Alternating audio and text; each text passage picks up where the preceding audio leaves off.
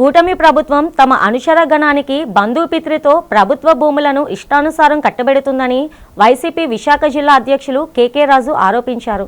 Media సమావేశంలో ఆయన మాట్లాడుతూ కూటమి ప్రభుత్వంపై విరుచుకుపడ్డారు.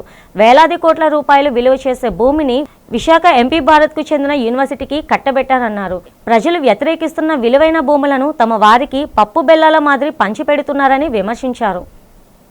ప్రజలిచ్చిన అధికారాన్ని ప్రజా ప్రయోజనాల కోసం కాకుండా ఈరోజు చంద్రబాబు నాయుడు గారి బంధుప్రీతితో ప్రజల ఆస్తిని, ప్రభుత్వ ఆస్తుల్ని, ముఖ్యంగా భూముల్ని, వేలాది కోట్ల రూపాయల విలువైన భూముల్ని వారి బంధువులకి, దబేదారులకి, బినామీలకి ఈరోజు పప్పు బెల్లాల్లో ఏ విధంగా పంచిపెడుతున్నారనేది ఇప్పటివరకు కూడా మనం చూసాం.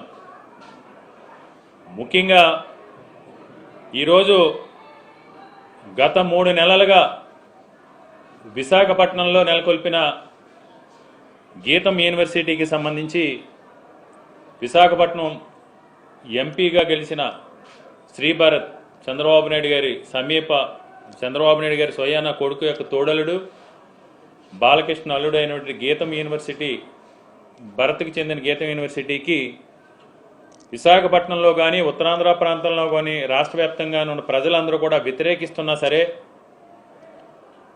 అధికారాన్ని అడ్డం పెట్టుకుని, అధికారాన్ని దుర్వినియోగపరిచి విశాఖపట్నం కార్పొరేషన్ చరిత్రలో ఎన్నడూ లేని విధంగా దౌర్జన్యాలు చేసి ఎలాంటి డిస్కషన్ కూడా, చర్చ కూడా జరగకుండా ఇక్కడ ఉన్న స్థానికంగా ఉన్న లోకల్ బాడీల ఆమోదం లేకుండానే ఇక్కడ ఆమోదం చేసామని కట్టుబెట్టడం జరిగింది. ఆ భూమిని కట్టుబెట్టే ప్రయత్నం చేసి క్యాబినెట్ ప్రభుత్వానికి ఇక్కడి నుంచి ఫార్వర్డ్ చేయడం జరిగింది.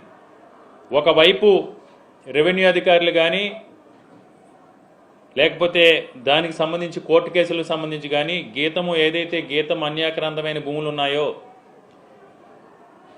వాటి క్లాసిఫికేషన్ సంబంధించి అనేక అనుమానాలు ఉన్నాయి.